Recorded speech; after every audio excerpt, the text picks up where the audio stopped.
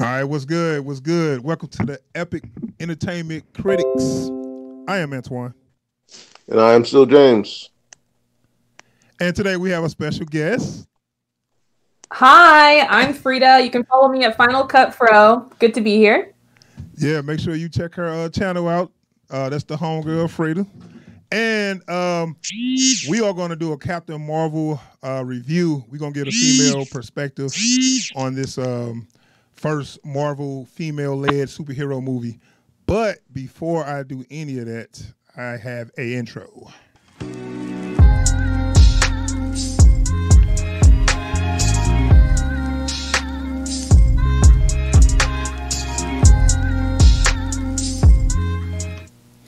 All right, we back. Yeah, you wouldn't be able to hear that. Thanks for being quiet. Okay, start from the top. Captain Marvel, the first Marvel female-led superhero movie, starring Brie Larson. You know the director? Oh, good question. I meant to look it up, but good question. Hold on, I have it here. All right, well, we'll talk while you're doing it. Are you? Directed by Anna Boden and Ryan Fleck. Oh, so it's two directors. Yep. It took two directors to do that, huh? Yeah. Quite a bit. I think they're a filmmaking duo, so it's like Lord and Miller. Oh, like the Russo brothers. Mm-hmm. Yeah. But the quality is not as good, huh? Yeah, I mean, looking at what they've directed, it looks like they've directed a lot of dramas, so it makes sense when you think about sort of the action. And one of my problems was the writing. I feel like a lot of times they lingered a little bit too much on some scenes that were sentimental, but we'll get into that. So yeah, some of it was, well, I think also Brie Larson delivery. I really hated that. The way that they tried to make her like funny and spunky, I didn't feel it. It's almost like she was just like, they said, here, read these lines out. And she just kind of like looked at the dude and read the line. You know? Yeah. She's not naturally a funny person, I don't think. No kidding. Like, she has no, no charisma to me. Now, have you seen The Room? Yes. Okay, so that won an Oscar and all that. They said it's so great. I haven't seen it. Oh, so was she great in that? She was great. She won Best Actress, I believe. And basically it was a movie about this girl who was abducted and she had to stay in a room her whole life. And she was raped by her abductor and she had a baby with him. And they stayed in a little room and that's what it was about. She was great. Yeah, so I read it. So like the child never seen outside or whatever. He was just raised in that room for his whole life or whatever. And that sounds like a good touching story. And I was thinking like maybe that's her wheelhouse, like good drama, like real emotional drama, you know. Yes. Action, not her forte. Oh my gosh, watching her run, I was like, why did they cast this girl? She cannot run. She's not naturally athletic. In fact, it reminded me a lot of Rey in Star Wars, where I thought, wow, I think we take for granted how naturally athletic she is, and she fits into the role. And even Gal Gadot, like she's naturally athletic, and Brie is just not. You hit it right on the nose. I immediately noticed how funny she looked running, like, cause she's skinny as hell, and her arms kind of like flap, kind of funny, and just the way she was like when she was running with Samuel L. Jackson, and she, you know, he's like, my bad, like that scene just looked so weird to me. But anyway, let's talk about this plot. So let's talk about this plot. Okay, so this is like a bridge and gap movie for I'm sorry, James, I didn't let you get no word in there. No, sorry, cool, man. Y'all said everything I was thinking, so I ain't got nothing now. All right, I'm gonna get your thoughts. So this was like a bridge and gap movie for Marvel. Basically, the way they ended Infinity War, you know, the snap happened. All the people just what they call it, a decimation. Yeah. All the people decimated or whatever, and they turned to ash. And Nick Fury sent out the signal, and the signal had the Captain Marvel logo. So as you know, somebody's coming. So this is gonna tell you. This is her story, for real origin story. Tell you where she come from and why she's gonna be the one that's gonna tip the scale in the Thanos fight. So starting from when she first got down to, I mean, when they first started the movie off, who she is, the plot. I like that because it was like Guardians of the Galaxy, like, you know what I'm saying, where it was like the Kree. Is that where they at? Like the Kree? Yeah, on Hala. Right. So that whole other world galaxy, I'm really interested in that. Plus, you know, I'm a science fiction fan, so I was interested in seeing how the other worlds, the aliens, and all that stuff. What y'all think about that world building they was doing? Kind of. You go ahead, James. I think it's a testament to how conscious Marvel is of how broad their scope is, that they find ways, like in movies like this, to show you that Earth is where we're focused on, but there's all this other stuff going on, and so now we've got a really good view on not just what the Kree look like, but how they live and what their culture is. Right. So they managed to sneak that in without cramming it down our throats. That I did appreciate. That's why I really like. What you think about it, Fred? I agree 100%. I really like it when Marvel movies are not on Earth. They are able to build worlds that are so interesting. And it's just like James said, it's not like they crammed it down our throats and said, okay, you know, this is the Kree and this is what they do and this is how they live. It just felt really natural. I think because we are 20 movies in or somewhere in that, and we're just used to being dropped into a world and dropped into a story and just adapting to it as an audience. So I really enjoyed that part.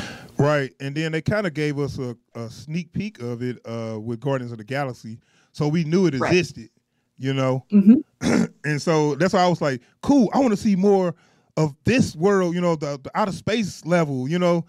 But then the other shoe had to drop. They had to send us to Earth. They always do that in these movies. Like, they scared to get away from what we know, you know, to explore other shit, you know what I'm saying? So, well, as everyone knows, it's the most important planet in the universe. Yeah, clearly. Yeah. Somehow they always make Earth. All these other planets, and some reason this one planet is the what's important between, like, it's this one planet stops everything else stops for this one planet. Like, Earth ain't just another planet. It's always more important. But anyway, so this is where the plot comes from, where people was wondering, like, how's this origin story look like? They show her childhood memories and all stuff she was doing in her childhood. So the way they kind of did it, which I did enjoy also, she living on the Kree planet, and she's I guess a Kree soldier. Are they like some kind of, you know, I guess we call them a Kree soldier, right? Or special forces or some shit. What are they? mean, they're kind of a special ops group. So. Okay, special ops group for Kree. So she working for them. It's obvious she got this power, but it's I really hate the way she always kept putting her fist up like she's about to punch somebody with her little bitty hand. Oh, Lord. Yeah. But that was the way they showed that she had strong power. So she put her little fist up. So anyway, they get captured by the Skrulls. Excuse me. Skrulls are a group, alien group of Skrulls are the enemy. They are an alien race that can shapeshift into anybody, and they usually infiltrate by turning into your most important person and, you know, spy shit. They pretty much like spies, I guess you would call them. Yeah. Okay, so they capture her, and then they, you know, start extracting her memory. So this is where we get all those flashes of her childhood, where we seen in the trailer, where thank God they didn't make us sit there and watch her grow up. Because thank you. Yeah, I know I was so scared that they was gonna do that. And I was like, God, now we got to sit here and watch her at every age play baseball, ride the go-kart, and do all that crap. You know what I'm saying? So we kind of skipped that, and that's why I was about to speak on this part where they kind of went through her childhood by having one of the Skrulls kind of like navigate through her mind looking for one of her memories. So that's kind of how they showed her childhood, how she was a pilot, how she used to, I guess she used to like to go fast. You know, they was like, she crashed on a go-kart. They was like, oh, you shouldn't be on there. I wanted to go fast like everybody else. So that's kind of like her thing or whatever. Yeah. Yeah. I will say it's one of the more, in a weird way, organic flashback sequences I've seen in a movie. Like, it's not just, we're not just showing you these scenes so that you know where she came from. Like, there's a reason this is what we're looking at right now. Right. You know? And in the meantime, we get to see her pass quickly. You know what I'm saying? And then we got everything we need just from that little flashback. So how do you think of that sequence real quick before I move on? Frida. I really liked the sequence, and James brought up a great point that I didn't even think about, how organic it was. And it was interesting to kind of watch her memory. So I can tell you, again, you're getting the female perspective. I was definitely a tomboy growing up, and a lot of times, boys would tell you what you can or cannot do. I actually grew up with really great guys who, didn't keep me from doing stuff a lot of the times. But I kind of enjoyed that aspect. I feel like it's complicated for me because I think as a female, this movie tried too hard to be like, boys tell you can't do this, or people tell you can't do this, and you can. It's like, but not all girls' memories are like that. But to be fair, this would have been in the 80s, and I grew up in the 90s, so there's definitely a big difference between those two. But I did like the sequence in general. I liked it a lot. What do you think, James? I think because a lot of the girls I hung out with, and again, growing up in the 90s, it was like, I hung out with a lot of girls when I was a kid that were better at like baseball than all the other guys I hung out with. Yeah. And so it was a different, like, more toxic thing. It's like, y'all can't play with us. I'm like, well, I mean, now y'all know what I feel like getting beat at baseball all the time. Like, deal with it. But it's like, again, and I think a lot of this movie that works for me is like with the world building and like with her, showing her childhood. It's that it's there, but they're not cramming it down our throats. When it does, and it does lose that balance quite a few times, but when it finds that balance, it's like just, all right, cool, I like this. Give me more of this energy, and I'm cool. Right. And for me, I thought it was good, but you was right. They could have been just a little more subtle with the "you can't do this." So like every memory was a dude telling her, "Hey, you can't do this," or the dude hitting on her like, "Hey, you want to know what the cockpit mean?" and all that stuff. Like every memory was that. You know what I'm saying? Yes, thank you. Yes, that is my point. Right. Thank you. So they just wasn't subtle at all, but I got the picture. See, what really brought it home for me for that scene was when they had the I forget the scroll name, Ben Mendelsohn character, but they had him in a memory talking like, no, I don't want to see this shit. This is bullshit. Let me see what the other memory. You know what I'm saying? So he was just like, no. Yes. That's useless. I don't care about that crap. What's she doing right here? That made it kind of fun. So that was like a fun way of giving us memories and putting a little humor into it. You know what I'm saying? So that's why I was like, he was saying what we were all thinking. Like, okay, we get it. Like, let's move on. Right. So they just wouldn't linger on some bull crap where in my head I'm rolling my eyes. So I got the scroll saying exactly what I'm thinking. Like, no. Okay, we got it. Now let's move on to the next crap, the next scene. So that made it pretty cool for me up to that point. So I was thinking, that's why I was like, oh, maybe this ain't gonna be too bad. I was feeling it. So then I mentioned when the other shoe dropped. So we can move on to the meat of the movie when she gets to Earth. When she gets to Earth and she meets Samuel Jackson character Nick Fury. Now I don't know how y'all felt about Samuel Jackson. I'm gonna get y'all opinions in a second. But the way I felt, they turned him into a total sidekick character. And I ain't gonna say he was weak, but he didn't seem competent. Or I ain't gonna say competent. He didn't seem confident. Maybe this is because this is him when he's younger, but I just didn't feel. I feel like they took a little his edge off to bring her up. You know what I'm saying? And I didn't like that because I was expecting kind of different character, but And then the fact that he didn't know nothing about anything different. Like, was he just a spy? Like, it was no other mention of no superheroes or people with abilities or anything. Like, this was all brand new to him. You know, I don't know. I wasn't bought in on that. You know, I thought he was gonna be like, oh, so you got powers too? Well, we heard of people with powers, and that's what we do. We fight people with powers, or we take care of people with powers. But it was just like, what powers? What is that? You know. So how y'all think of how Samuel Jackson was handled and how he came into the movie? I think for me, one of the biggest problems with the way they wrote him in this one is, like, it's not like I expected to feel like he hasn't quite become the Nick Fury that we've gotten used to, but like we were going to see some strains of that. But what it looks like is almost like the Nick Fury we know is an affectation, like it's something he learned how to be. Like, because we see him being able to chill, we see him having a sense of humor that isn't just dry, you know, and jaded, but also via his backstory, he should have already become a jaded individual. Right. I mean, being that he a soldier, a spy, and he worked his way up to a high-ranking level in the military. Yeah. You know, he shouldn't have been that. You know, like, what's this? What's that? You know, he just felt a little, you know, a little neutered, so to speak. What you think about it, Freda?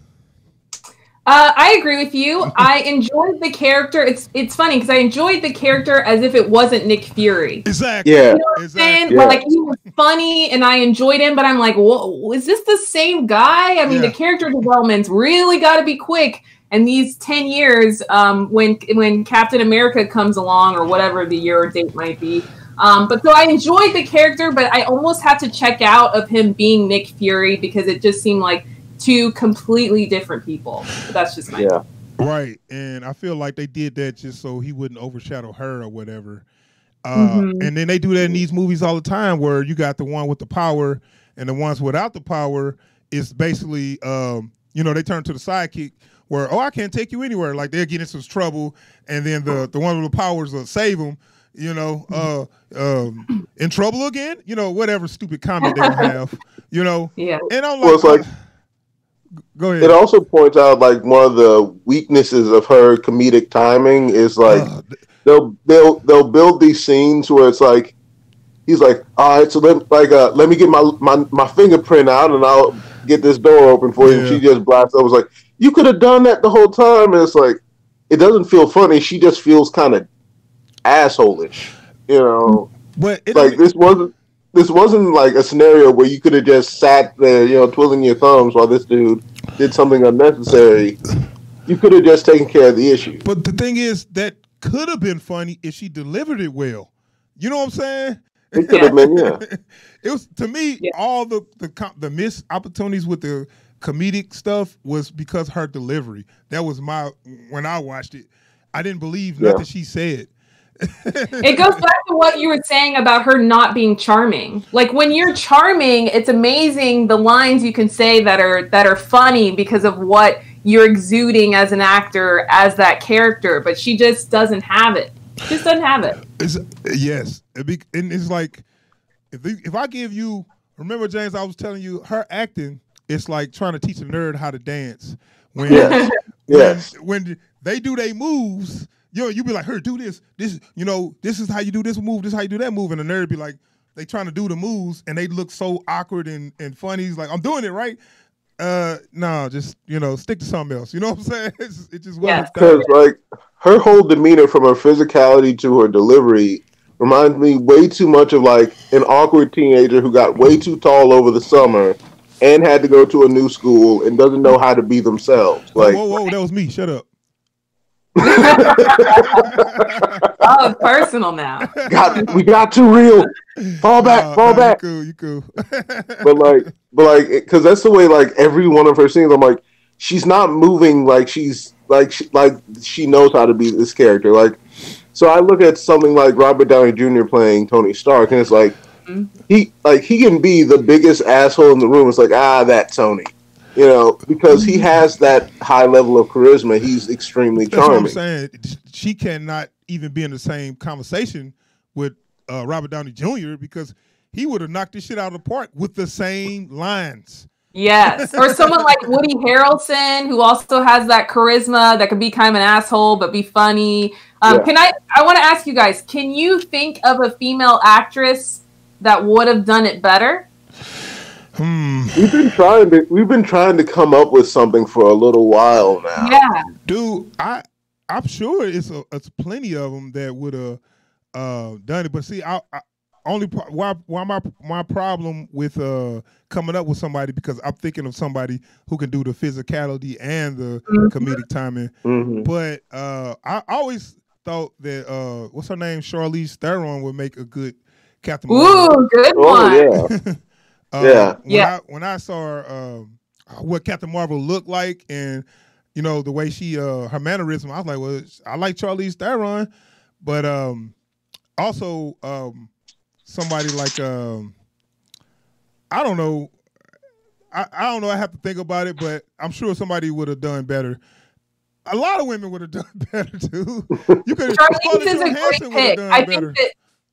I think that she's probably just a little too old at this point for the role, right? Yeah, she's got to be close to 45, right? Yeah, you're right. You're right. She's a little older, but I'm just saying somebody with charisma and that can carry a movie. I didn't see it. I ain't gonna keep harping on her performance because I just made it clear on how I feel about her. So we're gonna stay on the movie. Okay. So at this point, we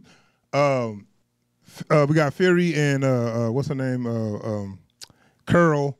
Well, she don't know that yet. So at this point, now they working together. Now I'm gonna bring up another character, and I thought she did a good job. Her friend, what's her name? The black chick. Oh, yes. It was something Rambo. Yeah, well, that's her name in the movie. Did you know that she actually was got the powers of Captain Marvel? I saw that like she became like a Captain Marvel 2 or something. John, did you know that? Oh, did you? Yeah, I didn't know that. They were saying that she got the powers and she became Captain Marvel like in the 80s. Like, so it was a black Captain Marvel. Huh. I was like, really? How have I not heard of this? Yeah, look it up. But I was thinking like she was acting circles around Brie Larson. and I was like, okay, you know what? I was like, you know what? Won't you make her the main character? Because her screen presence is killing Brie Larson's screen presence. But, you know, she black. It's Hollywood. And, you know, they'll let her be a slave, but they wouldn't let her be the damn main lead character in a damn superhero movie, you know. Yeah. But what you think when those other supporting characters came in? How'd you think they did, Frida? Oh, I think they were great. I loved Rambeau, and then her daughter was really funny. She had more charisma than Brie Larson did. Usually little kids in these movies kind of annoy me a little bit, just being honest, but I think she was great. I honestly have no complaints about that. That kid was a little too smart for me. Like, I don't know. She was smart. I mean, I don't mind the kid being smart. She was like real smart. Like they. Well, her mom is very smart, so you never know. Yeah. Like, but like to the point of, hey, let me see the computer on your arm real quick. Let me do something right here. Oh, that's true. Yeah. Yeah, she didn't need to learn how to use that at all. She just said. The most advanced thing she's seen is Windows 98, but she can operate Cree technology without. Oh, such a good point. You guys are right. You got me on that one. I mean, but she's cute though. That's why we got the kids in there. So I ain't gonna talk about the plot twist because I'm gonna say that for spoilers. Hey, so you got time to do a spoiler discussion, Free? Yeah, we can do a spoiler discussion. Okay, so I'm gonna say that plot twist and things that happen to the end. To our spoiler discussion because something happened. If we talk about it, it's gonna be a direct spoiler on that. Yeah. So what I can do is I just give my opinion, like pretty much like on the ending and the action. So we didn't really talk about the action all the way, of lack thereof. My opinion on the action was the action. was kind of basic, and they sort of had an excuse for that. To me, because she basically just shoot these. Do they call it photon blasts? Well, that what she called it? Yeah. Which that was supposed to have been a funny moment, and I love Samuel L. Jackson acting when even though he was de-aged too, but I love his acting when she like shot a hole in the wall or something. It was like, prove you ain't no scroll, and she shot a hole in the wall. Yeah, they can't do that. He's like, what the fuck that's supposed to mean? It's like, I don't know that. So why you gonna shoot a hole in the wall? So it's like as she's giving that line, it's like with a lot of her lines, it's like I almost feel like she knows that it doesn't mean anything as she's saying it. It's like a scroll can't do that. Wait, right? He looked at her like, I don't know. Scroll can't do that. What the fuck you just prove? All you did is put a hole in the wall. Yeah. So though now we do know that Nick Fury can't eat toast if it's cut diagonally. So that was a funny line. I probably laughed harder than everybody when he said that. Everybody was like, "All right, dude, it ain't that funny. Shut up." But anyway, the action up to the end was okay. So then you give us an end fight scene, and they play some old '90s songs. What did y'all think of how the music? What did y'all think of the music choices with the action? Do you want me to go first? Yeah, you go first. It's okay. So they tried to be Guardians of the Galaxy with the music and how it cut it. Yeah, except it was 90s, and I was like, I love Garbage. I love No Doubt. A lot of these are, I'm thinking in my mind, collective girl punk bands, right? Yeah. But like, I don't know. It just didn't fit. I don't know if it didn't fit her or what. It just didn't work for me personally. It just took me out of it. It made me roll my eyes because it was like hitting the nail on the head. Like, we did it. We're in the 90s. Yeah. Like, you don't have to keep telling us. It just didn't work for me personally. Even though I love the songs. Yeah. And part of it, I think, I could see them trying to make it fit more organically. Like, well, this is what was playing in the radio, And, but then it would be like, what was playing on the radio would become the backing track for the whole scene. And it was just like, no, we left that behind already. You can stop. Yes. Yeah, I remember all those bands, but I wasn't familiar with the music. I wasn't I remember No Doubt. I actually like Gwen Stefani after she left that group or whatever. So I don't even remember those songs. So I'm hearing it and not even knowing what the hell it is. I mean, I knew it was songs from them, but I wasn't familiar with them like y'all are, and it still didn't work for me. Because even when I was surprised that they put Garbage in there, and I'm singing along under my breath throughout that whole scene, and then I catch myself, I'm like, wait, I'm more interested in this song than I am in the movie.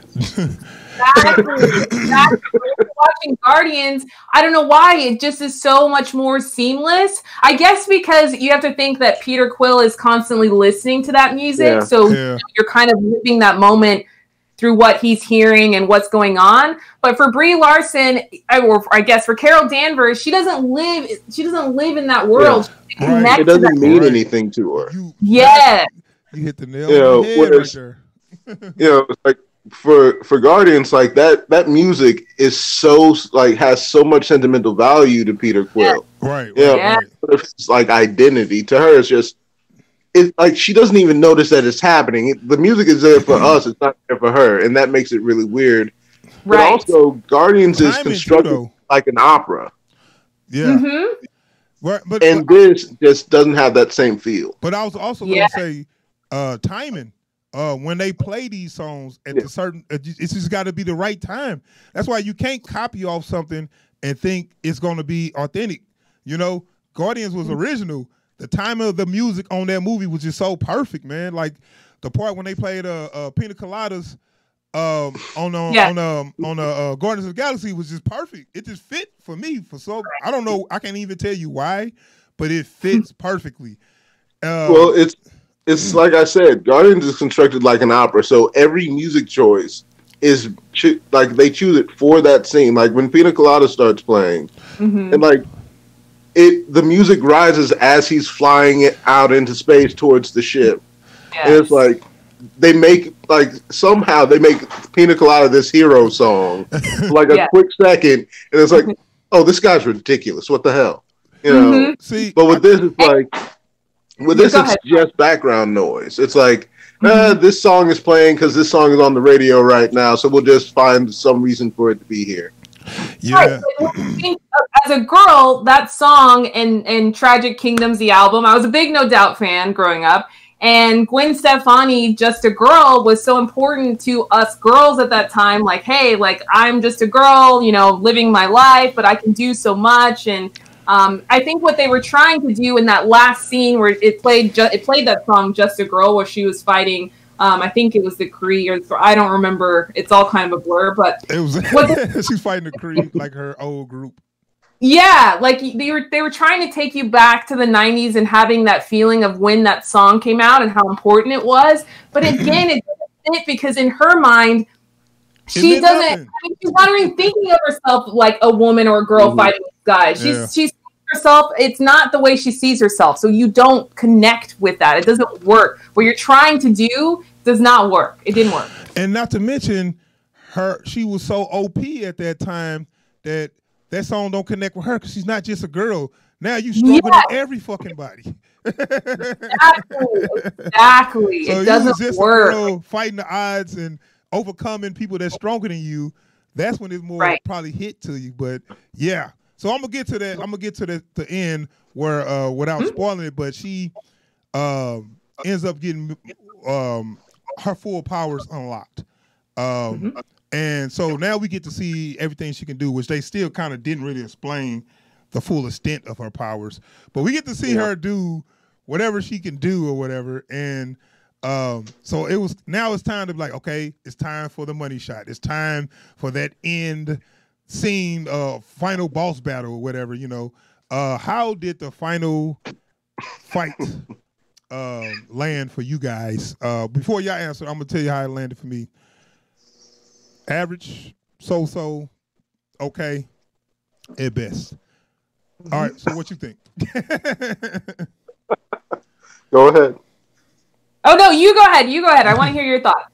Like, it was one of those things where it's like, I was, like, when I was watching that scene, I was timing all of the beats.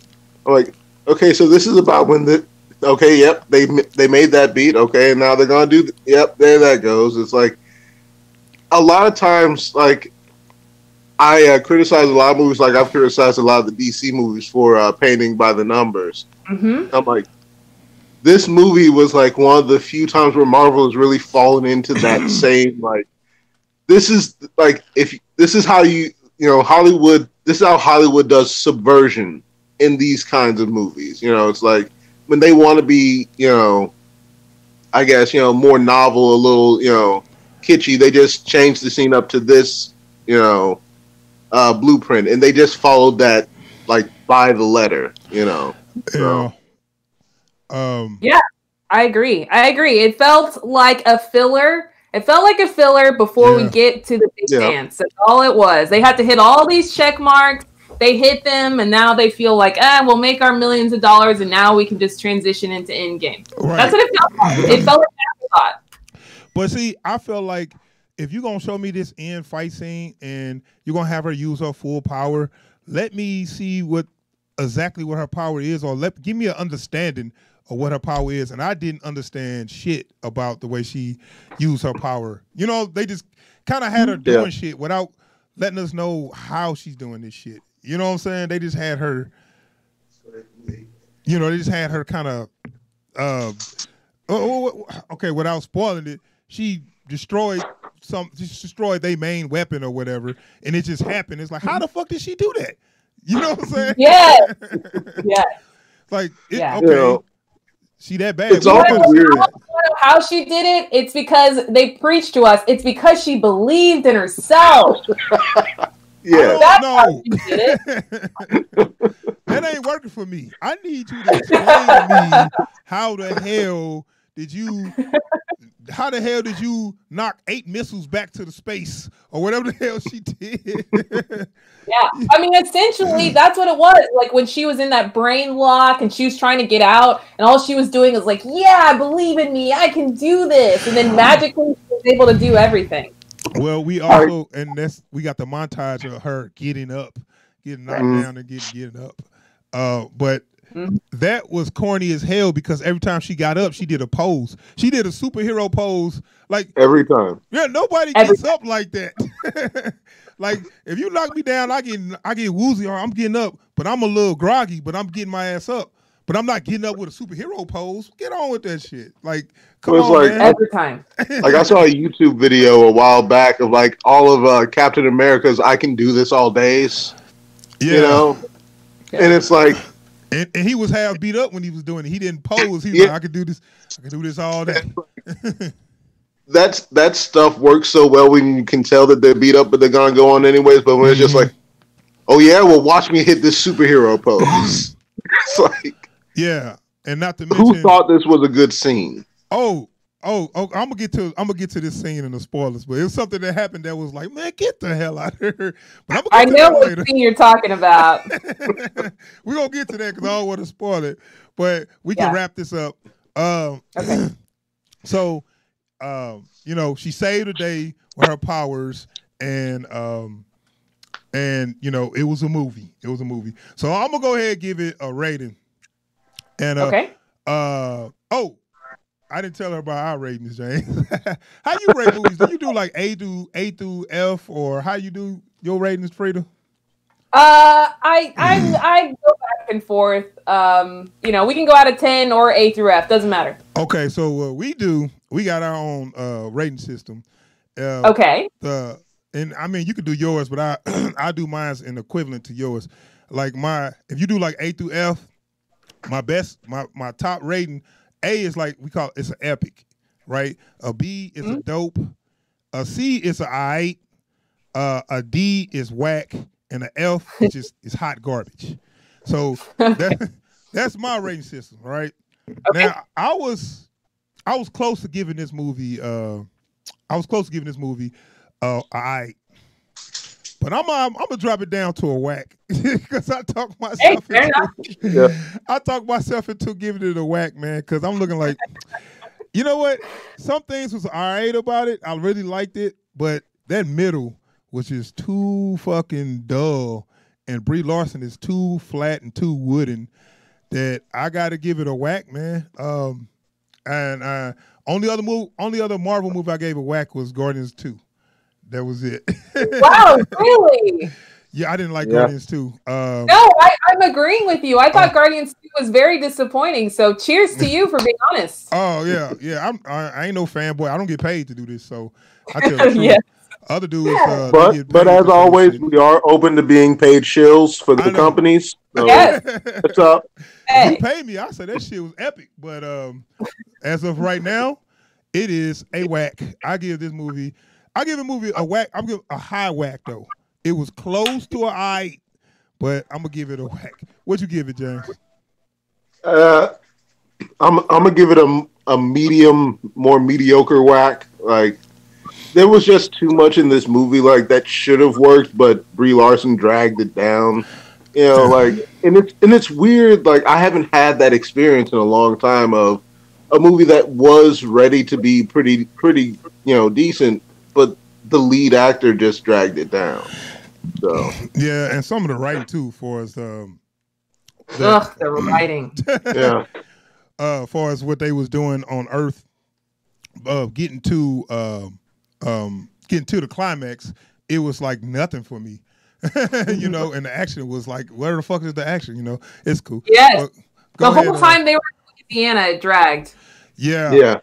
And it kind of went nowhere for me. And then with the action where she shot a photon blast, as she calls it. That sounds so generic. A photon blast out her fist like 3 times in the whole movie. That was the action until the end. But go ahead, Frida, what you give it? I would have to give it a whack as well. And it's not even like the movie is that bad, but it's whack because, again, it's like they had all these bullet points that they needed to hit, and they fit it into the script. They put it out there, and Brie Larson couldn't make it work. Sometimes a really great actor can spin it to that next level, and she just didn't. So for all those points, for Kevin Feige, for the directing, for the writing, for the not so great acting, I give it a whack. There you have it. Whacks all around the board. Yeah, it seems like they went out their way to put men lower and put women up higher. And when it's obvious, you're not doing a good job at that. You know what I'm saying? And it's like, I don't have a problem with the feminists and making a woman the superhero. Like, and I always say this all the time. Somebody like Ellen Ripley, you know, somebody that worked their ass off to get to their level, I respect them so much. You know, like I love Aliens, right? That's one of my favorite movies. And when Ellen Ripley got into that mech suit and fought the alien, if you do you remember Aliens? The second one, the James Cameron one? Yes. Okay, when she got in that mech suit to fight the alien, it was like, you know, get away from her, you bitch. That was like the dopest scene ever, you know? And my mind didn't even go like, oh, a girl can't be cool like that. I didn't care because she went to hell and back. She went to hell and back, and now she stood and she got in a mech suit and looked at the alien in his face and was like, hey, I'm going to take you on face to face, you know, man to man, woman to woman, whatever. And well, actually, it was a female, so it was woman to woman. But anyway, the alien was a female. Anyway, but my point is, she worked her ass off to get to that point. She didn't just get superpowers. She didn't just wake up with superpowers. You know what I'm saying? So I just respect that that more. You know, so people like to jump and say, "Oh, if you don't like this, then you must be sexist or something." You know, it's like, stop with that shit. You just got to earn it. Right. That's all I'm saying. Well, also with this movie, you have an example of they're trying to, at least to in some ways, embody a feminist mindset, and then one of their side characters is more faithful to that than their main character. Like Rambeau, she was a Rambeau, she was a badass, you know. And so it's like if she had been the main character, I would have loved this movie. Right. Yeah. I mean, and so that's a really weird energy to have. Right. It's like she's a badass with the restrictions of being just a human being. So now she had to overcome the obstacles that's put in front of her with what a human being can do. But if you overcome the obstacles with super duper whatever power she had, anybody could do that shit. Right. If I had Captain Marvel powers, I don't. What are you overcoming? You just, you wave your hand and motherfuckers fall out. What you want? What is that? There's nothing special about her except the fact that she had to find her inner strength and inner confidence to overcome men and be super. Like that's how I read it. Yeah, and not only that, I think he was overcoming the control shit. So we're like Jude Law. We didn't talk about Jude Law. He was holding her back. Remember? So I think that was kind of symbolic of saying that a man always gonna hold you back or whatever. I don't know. See, they didn't have to do all that shit. Be subtle. No. But okay, so that is our review for Captain Marvel. It's worth seeing. I know we all gave it a whack. But it's worth seeing, especially if you want to see Avengers Endgame. We're gonna talk about the end credit scene in the spoiler discussion. So that is our review for Captain Marvel, and we're gonna jump into spoilers. If you don't want to be spoiled, you know what to do. You can go ahead, go away for a minute, or come back later, whatever. So anybody don't want to be spoiled, bye. Have a good one. So we'll give them a couple seconds to click off. Okay, all right. Now we in the real shit now. It's time to talk about the spoilers. We can scratch eyeballs now, right? Yeah. Speaking of that, it's just a scratch. That was stupid to me. That Nick Fury eye scene. Anyway, we in the spoilers. Can we get into that scene? Because have y'all seen I'm sure you remember, of course, that he told Captain America that he trusted someone one day and he lost. That's how he lost his eye. Oh, wow. You know what? I didn't think about that. And I remember when that happened, and you know what? We'll get to detail to that. But let me set up where I want to go with the spoilers. So, okay, the spoiler discussion. Y'all feel free to say whatever you want. Don't hold back. If you didn't like something, you can just say it. If you did like something, you can say it. So, okay, basically, the Skrulls were the good guys.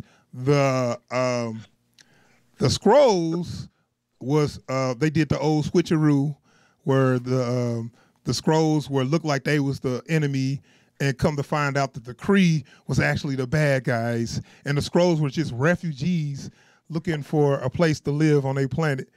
I mean, they was looking for a place to live because the Kree was trying to eliminate them. Did y'all like that twist? No. No. What you think, Frida? I was okay with it. I mean, I kind of knew something was up because I didn't understand how Digimon Hansu's character was a good guy, but before he wasn't. I was confused on that. So then it made more sense. You guys know a little bit more than I do, but that I couldn't make that connection. So I was kind of expecting something like that. Well, the fact they brought in Ronan the Accuser made me say, okay, that's why Damon Hansu is working with him, because they all on the same team or whatever. Right. But see, the reason why it kind of threw me off, because Skrulls are never been good guys. I didn't know that. You guys know more than I do, so tell me. Yeah. So like, I know when I was watching it, like the moment that happened, like I wanted to jump up and walk out of the theater. So I'm like, so we just going to ignore that they've never been the good guys? Is that what we're doing right now? Like, you know, it'd be like, I can't even come up with a proper analogy. It would be like, you know, Nazis going into Italy and, you know, Mussolini like suddenly being a good guy. You know, it's like, no, you're all horrible. Yeah. You all suck, you know, but it's like, oh, go ahead. I don't know. So it was like with the part when he was like telling, you know, it was like, you know, let's make a truce, and they the bad guys and we should be on the same side. We just looking for a home. I was like, that's a trick. I'm like, I was like, you're an idiot if you believe him. Because, you know, I never, like I said, Skrulls were never the good guys in the comics. They always was the bad guys. Look at them. They look like, you know, and that's the way they did comics. Bad guys always look ugly. You know, they would never make them the good guys back in the day, you know. So Skrulls were never the good guys. So that's why I was like, oh, this is a trick. You're an idiot if you say, yeah, if you trust him. And damn, he actually was on the level. What? Plus, Ben Mendelsohn always plays the bad guy. Yeah. So I think they cast him for that reason, to have us really believe like there's no way that Ben Mendelsohn could actually be a good guy. So and he had that villainous, you know, he was so villainous throughout the whole movie, like doing casual things like, okay, no, this guy's clearly a bad guy. Don't trust him. Yeah. You know. But they made him charming though. He was like a funny, charming bad guy. I really liked his performance. He's great in everything he's in. He's such a natural. He's a great actor. Yeah. So what? This is something I wanted to ask y'all about. So did you feel like this was supposed to be sort of a like anti-nationalist, more like globalist agenda type thing, where it's like, you know, don't blame the refugees, don't blame the immigrants. That, you know, like they were trying to push that. It could have been, dude. I really didn't think of it. I didn't read that into it. But because like just when I was watching it, like I'm trying to figure out why they would have made the Skrulls hapless victims all of a sudden. When for the last they are known to put agendas in these movies, but you know, I can't speak on that because I don't know shit about it.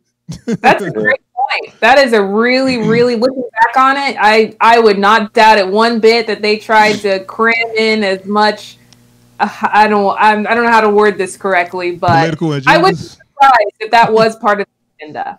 Yeah, because it was like I was trying to figure out, like, is there a reason they've chosen to make the Skrulls victims after for the past few decades they've been like one of the unilaterally, you know, bad races in Marvel Comics, you know, but I don't know.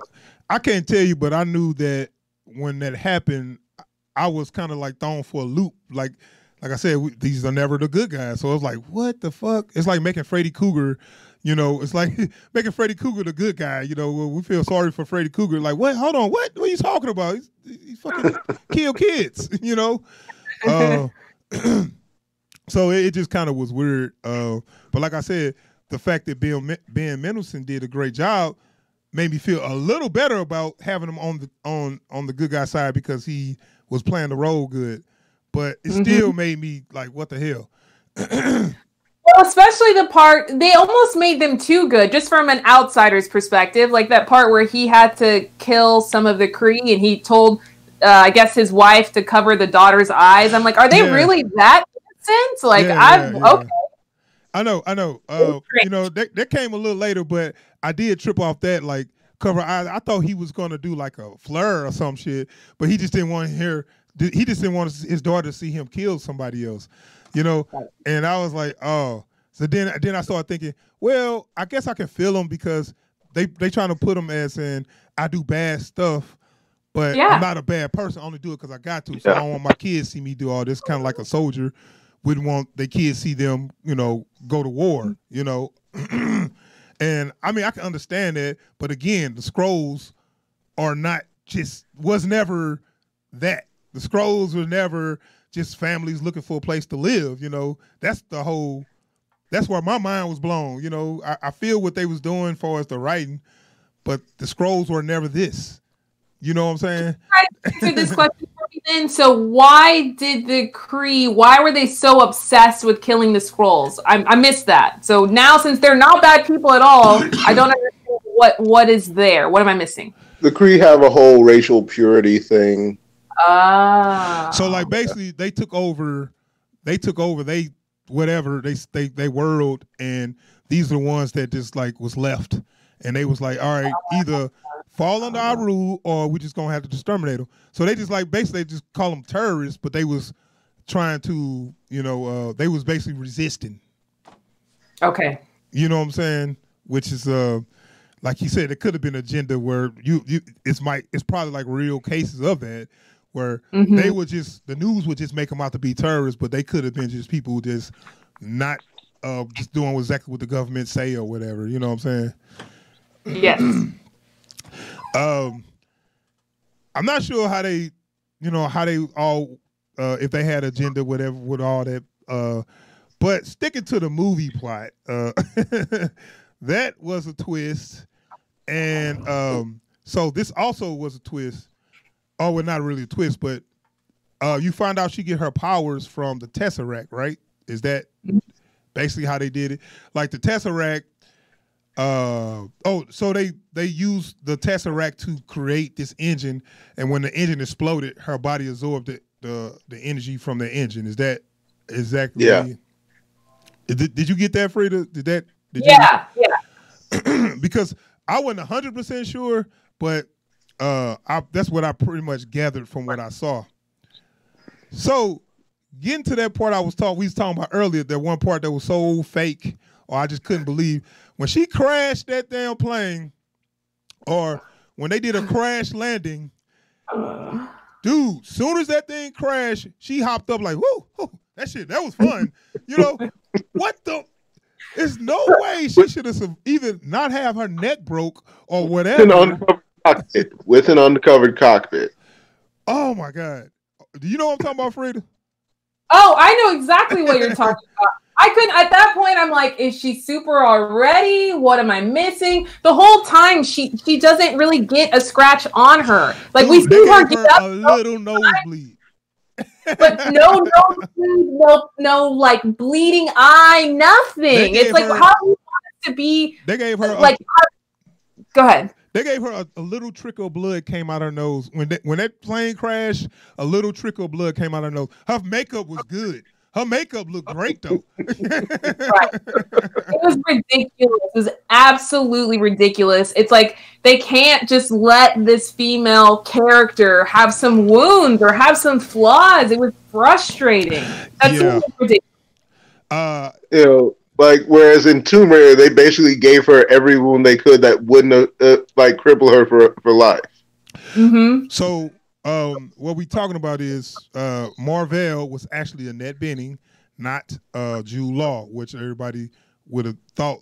Because in the original story, which you're not familiar with, but the original story, Marvel was a man, and they gave us a red herring by letting us think that Marvel was Jude Law, which I don't even know what Jude Law name was in there, but I couldn't pronounce it. So okay, but originally Marvel was basically her mentor, and when he was about to die, he passed his powers on to Carol Danvers. That's the original story.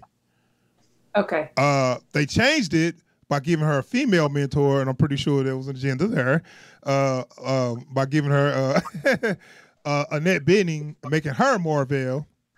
And let me tell you, she even did better acting than Brie Larson because she looked like she was really hurt from the crash. She was great. Right, where Brie Larson looked like, man, another day. Shit, like she just like bounced up out that damn crash like it wasn't shit. I'm looking like, was you at least like a little hurt? Or were you at least dizzy? Mm-hmm. You know what? That kind of brings me to another point. In the original comics, she was given her powers by Marvel. Right. So there was like this whole story arc within just the incident that led to him giving her his powers. This, she got her powers by accident. No one ever intended for her to have them. No one ever had them. And so she never earned anything there. It was just, well, I got these powers, so I guess I'll use them. You know what? You got a point. Exactly. You took the words right out of my mouth. They couldn't have a man give her the powers in the movie. Oh, that's it. Yeah. Right? Yep. I just thought, you're right. I just thought about so that. Like, because... and that makes it that much worse, though, because you went through the trouble of. So now Marvel isn't a soldier. Now Marvel isn't a man. But that's not a reason why Marvel can't have the powers and give them to her. Like, they could have easily done like made Marvel like Dr. Erskine from Captain America. You know, where it's like, I've got this thing, but it needs to be the right person getting these powers, and I pick you. They could have still done that. But they didn't. That wouldn't have fit their agenda because they still would have been like, well, she's getting her powers from a man. They had to take that whole element out. And I didn't even think about that. She ended up getting her powers by a freak accident or because a woman designed a machine that was so intelligent that it could hold this power, and then happenstance that she was able to inherit that power. I mean, it's all agenda bullshit. Yeah. Damn, I didn't even notice that. Now I was like, oh, that's making it worse. And because they had no legitimate reason for her to absorb those powers. Like, what's it about her that would make her absorb that? Why wouldn't she just get blown to smithereens like everybody else? So, plot armor. Right. Plot armor. Good one. So, okay. So I want to talk about when she finally used her powers. So when she used her powers, she do things like, okay, Ronan, and of course, like I said, she was holding her powers back. I guess they had an inhibitor or something on her neck or something. They never explained that. Right. But she pulled that off, and she found, after they showed the montage of her getting up, she realized, oh, I'm strong. I can do this. So once she got all her powers, Ronan the accuser was like, I'll take care of this with his stoic ass. And he shot, I don't know how many missiles at Earth, and then she just like flew up. Caught one. Hold on. Let me finish. Don't laugh. Let me finish. She just flew up and just like backhand one missile and one hit the other missile, and they all just like blew up. And then she like threw the ship back at his ship. And then the other ship, she just like flew through the middle of it and flew out the back, and it blew up. And then she walked up to him, put her hands on the hip, like, now what? And he's like, let's go back. We can't do this right now. It's like, man, get the fuck out of here, man. Oh my God, it's hilarious. Like, what the really, dude? It's like, you know what? I think I left something on in the oven. Let's go back to Creed. Like, get the fuck out of here, dude. Like, to the point of having him look at his like advisor, like they're like, "Did that really just happen?" Yeah, his advisor. Like, yeah, we're going home. His advisor like, "Don't look Start at the car. Who got the key? Start the car. We're going home." I know. turn the car on, turn this bitch around, let's go. That's exactly how they was acting. The end of that film, when they had to have a whole fleet try to hold the ship back and all this off of one encounter. Well, I mean, if you saw her blow up the ship and backhand missiles, I'd be like, yeah, let's get her next time. Let's go back home. Let's But see, Ronan is a blood knight, though. Like he's in it to the end of the war. If it means he has to die, he'll die. I know. This is not retreats. I know. So they messed up his character because they had him look scared and like, oh no, I don't want to do this. So now they cut his balls off. So now I don't even want to see him in the Guardians of the Galaxy because you just ran like a bitch when you saw Captain Marvel. So okay, y'all. All right, just stop it right here. That's when it is what it is, man. That's why we have these discussions so we can dissect it a little more. I know. It got too cartoony right there for me, where it was like, dude, now her powers are a joke. Her powers is whatever I need. You know what I'm saying? She basically got the I need to blow that up. Cool, I'll blow that up. I need to do that. Whatever you need to do, she can just do. Yeah. Should I punch this guy and do I need him alive for the plot? Well, my punch will only knock him back, but my punch will make him explode because we don't need him for the plot. Shit like that. Yes, ridiculous. Okay, so we talk about all her OP moments. Where she basically just overpowered, too overpowered, and it's not interesting to see a character that damn overpowered. So we get to my absolute favorite moment in the movie. And you know what this is, right, James? Yep. Uh-oh. Okay, I'm going to set this up. Hey, Frida, have you seen Training Day? Yes. Okay, do you remember at the end when Jake made it back to Denzel Washington character and James Washington like, what the fuck? And he started clapping like, yes. Good work, Jake. You passed the test. Now put that gun down. So we had a moment. We had a Training Day moment. We had a Alonzo Training Day moment where his name ain't Captain Marvel. Jude Law character was like, you passed the test. Good work, girl. just like I taught you. That's my girl. Now turn off those powers and let's do this. Man to man, mano a mano. You and me. Come on, let's do this. And I was like, hell to the You have what it takes. Yeah. I believe in you, girl. Come on. Yeah, like I trained you for this, girl. He tried to play that card, like, you passed the test. And now she did the right thing. I did like this. She just shot his ass, just like blast him. Like, maybe you don't get the fuck out of here. Bow, just blast him. I did like that. But if he would have actually fought him, like if she would have actually walked up and fought him man to man or hand to hand, that would have been the stupidest thing ever. It's like every time I'm watching a movie with one of those things, it's like, come on. Let's do this like real soldiers. No guns. Yeah. It's like, but why? You can end it. Right. If you don't get that shit out of here. Man, come on. Mano a mano. Come on. So, that was the end of the movie, man. Like I said, I like that scene. I really like, because after she blasted him, he kind of looked up like, please don't kill me. Like, so I actually liked his character. And he didn't die, so maybe we can see him again. A Jude Law character.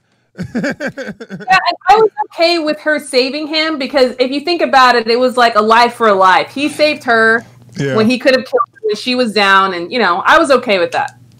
Yeah, right. I mean, she don't have to kill nobody because she's so strong right now that you know what I'm saying. She hold everybody's life in her hands. She could kill anybody she want to right now. Right. And the threat is too big. So that was pretty much. I mean, that was pretty much all. And we could talk about that in the end credit scene. Before we get there, how did you guys feel about the cat scratch after what he had told? I'm sorry. I felt betrayed. America, I mean. I felt really betrayed. Yeah, I almost forgot about that. Okay, so I set that up. The cat, we didn't even talk about the cat. The cat, they kept showing this goddamn cat throughout the whole movie, and they kept throwing it in your face that this cat was gonna be part of the plot. Like, okay, we got it. This cat is gonna be somewhat gonna have something to do with the plot. Because every time they turned around, the cat was there. The cat was in the ship.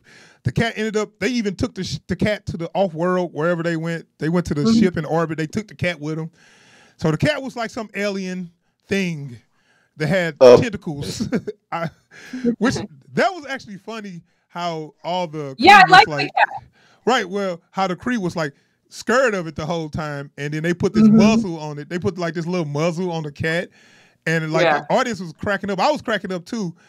Yes. And they was like, they had did the little meter on her to say this cat has a threat level very high, and human threat level is low to none.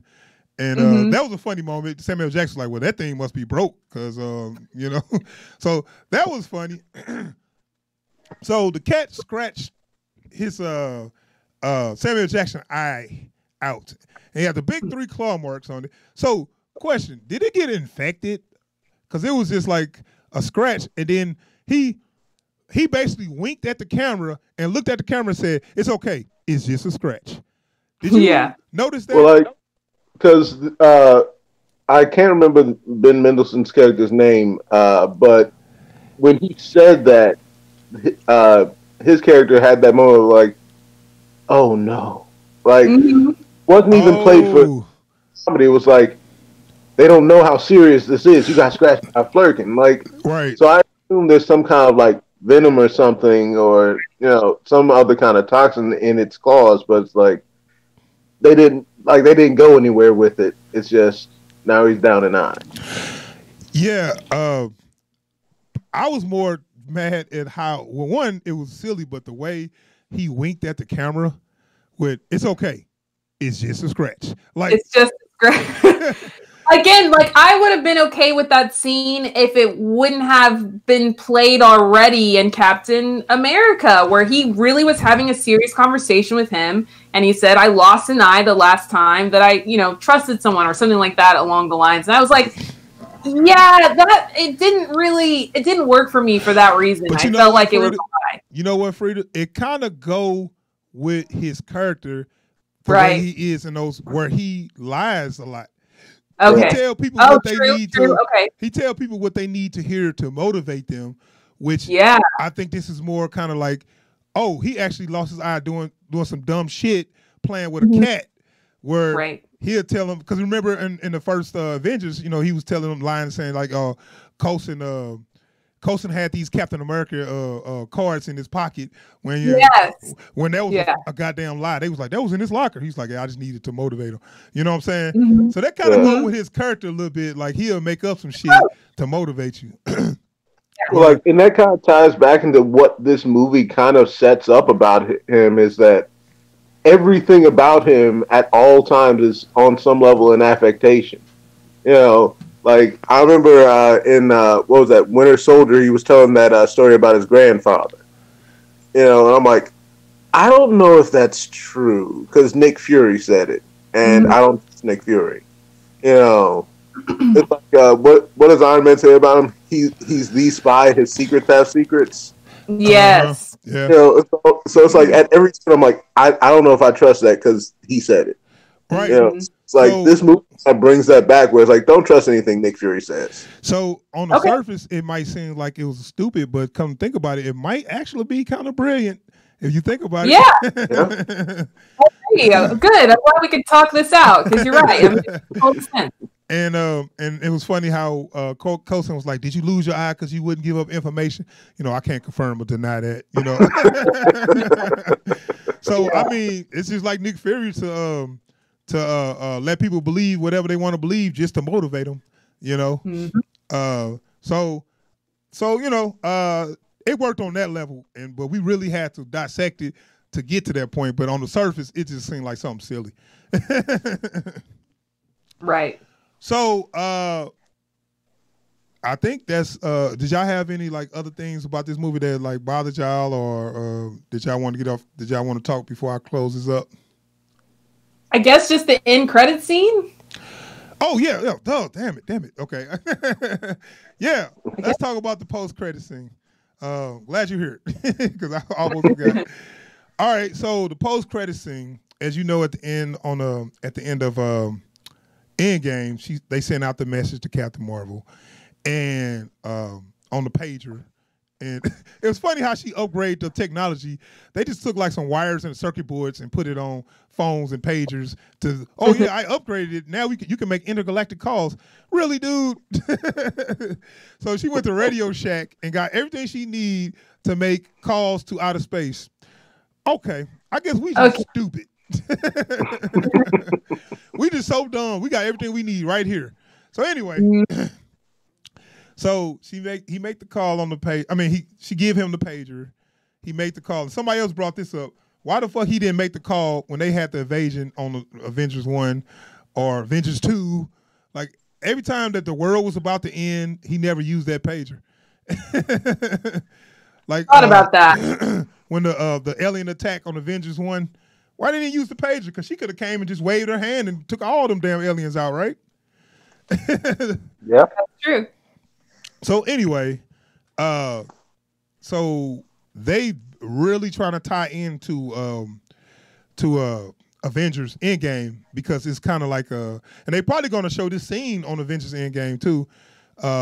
They all looking at the pager and they saying like, you know, he sent this message out and we don't know who is it called, who's on the other end, and one person's like, we don't know who it is, maybe we shouldn't trust it. And he's like, if he trusts it, then we got to know, you know. And I think at this point, what you got to lose?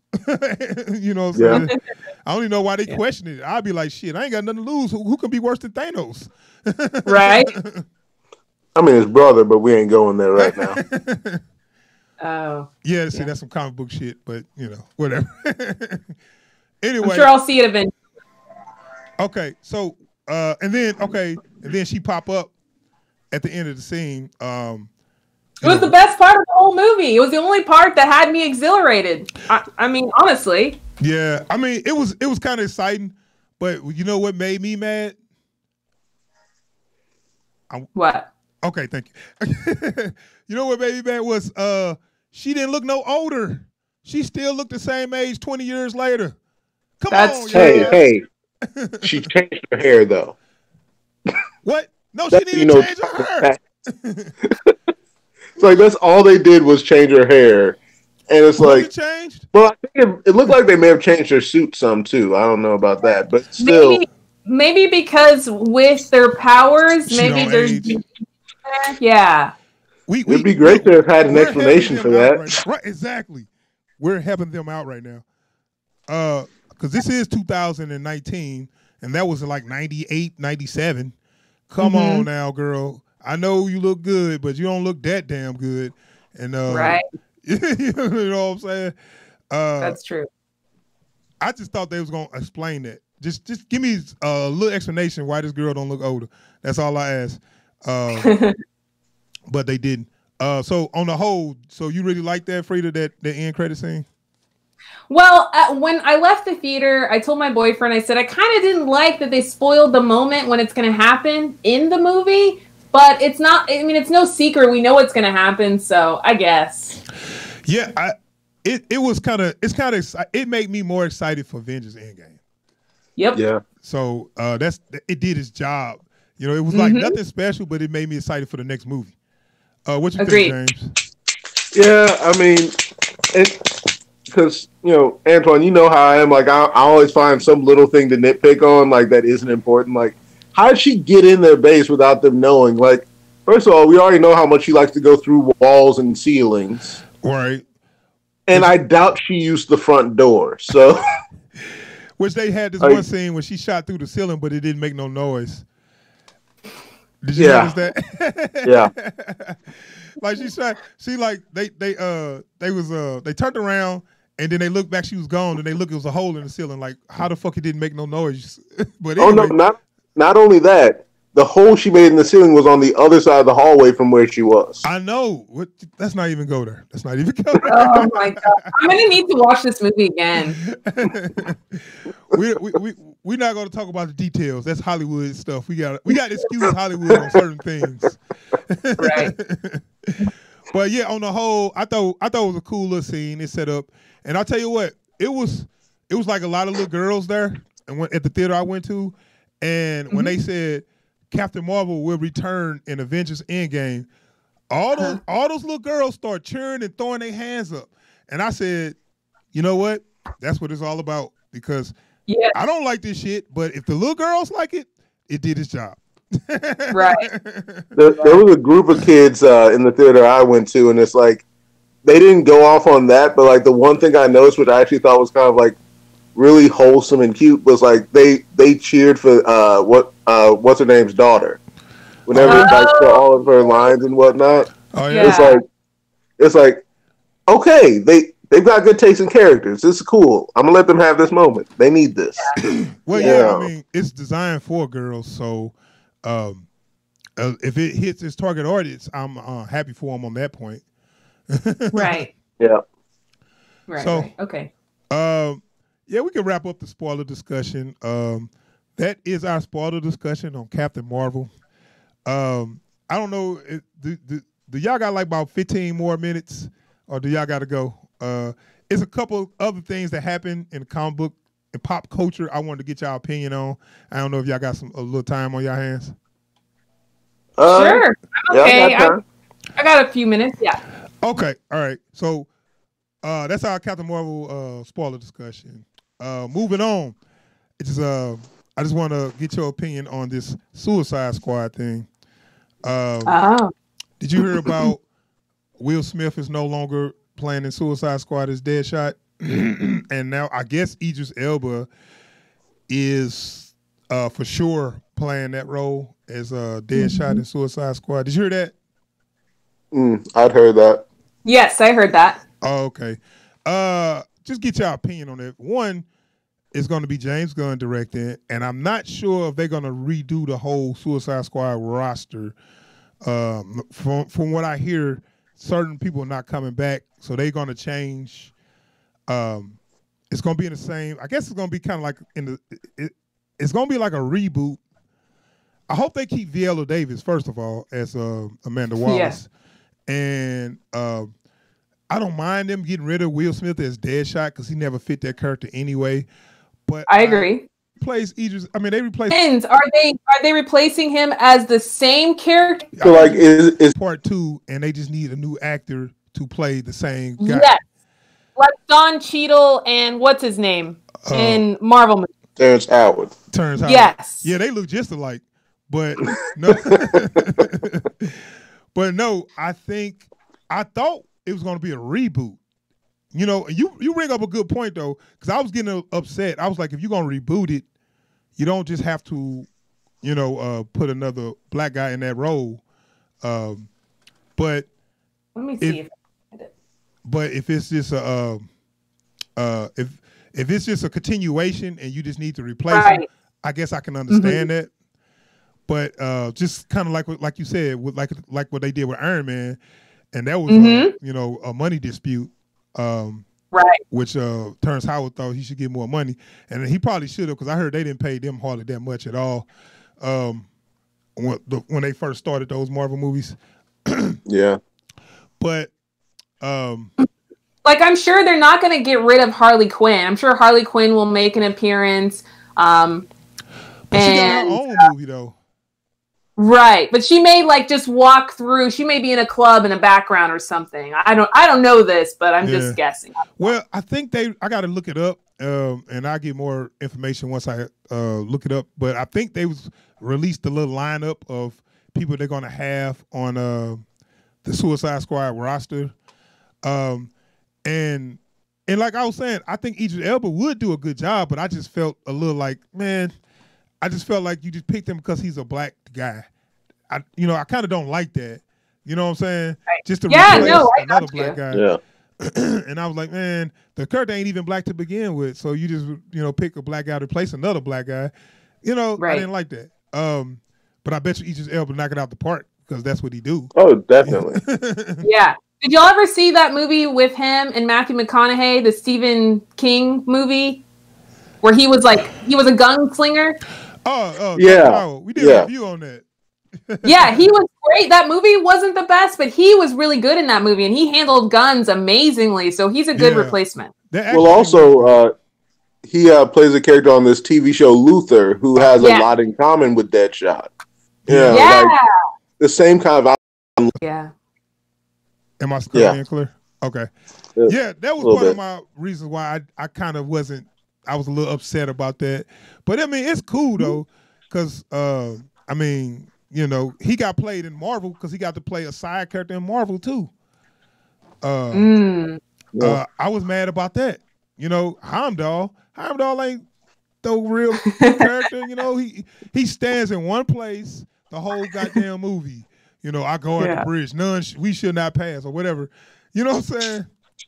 Like, And then every time someone rushes the bridge, he gets taken out in like 2 seconds. I know he don't even do a good job. It's like, dude, how many people have got by you? I mean, you know, he's like, yeah, I do. You know, I do the best job. I see everything. Don't nobody get by me. But then, like, hella people like come through this bridge. I mean, well, you know, just them. But other than that, ain't nobody else coming through this way. You know what I'm saying? So no, I'm just saying he got played in Marvel, so now he can't be no, you know, main character in Marvel. So I just feel like in DC, you know, if he gonna be in one of these movies, I was hoping he got a starring role, but I guess we'll see. That's fair. You don't want to have Will Smith like sloppy seconds. He should have gotten his own thing. That's how I feel. That's how I feel. But I mean, we'll see what it do. You know, I don't want to judge it before it all comes to fruition. But you know, that's it was something else. What else? It was something else that happened. Weren't we talking about something else that they had released some news?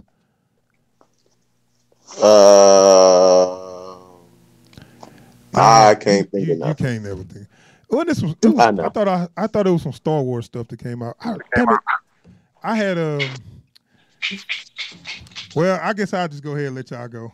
Okay. Because I know that we've been going on for a minute. And so we got to do this again, Frida. Yeah. I had a great time. Thank you guys for having me on. And Hey, thank you for You coming. did us a favor. And yeah, we try to do it once a week.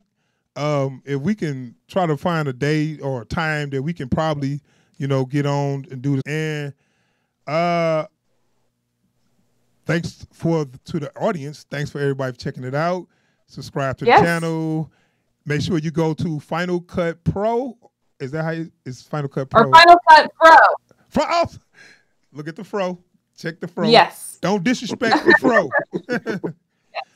Final Cut Fro. Go to her channel. Right. I'm gonna throw a link in my description. And thank you. That's so sweet. Thank you. No problem. And feel free. You can upload. I'm gonna break up the review if you want me to, and I can send it to you. You can throw it on your channel if you want to. That'd be great. And so we are out of here. That's it for us. And peace. Say bye, James. All right, peace. Bye, everyone.